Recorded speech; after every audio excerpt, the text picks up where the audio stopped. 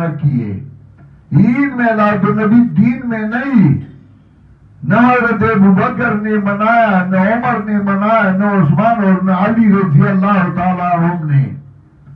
پھر اس کے بعد ایک بادشاہ تھا المظفر، اس نے شروع کیا تھا. حالانکہ عید میلاد النبی کا دین میں کوئی حیثیت نہیں، ورنہ دین میں سے ہے.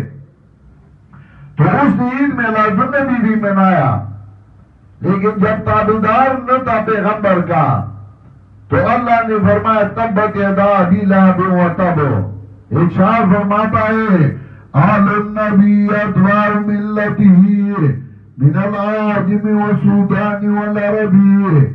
پیغمبر کی آل ہو جو اس کی تابعدار ہو، خواہ عرب سے ہو خواہ عجم سے ہو.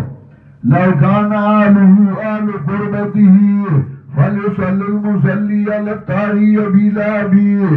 اگر پیغمبر کے آل ہوتے ہیں جو پیغمبر کے رشتہ دار ہو تو میرا ابو لہب بھی درود پڑھتے رہو. کچھ لوگ کہتے ہیں میں سید ہوں، کوئی کہتا ہے میں اولاد علی ہوں، کوئی کہتا ہے میں اولاد فلان. اولاد فلان سے کچھ بھی نہیں بن سکتا.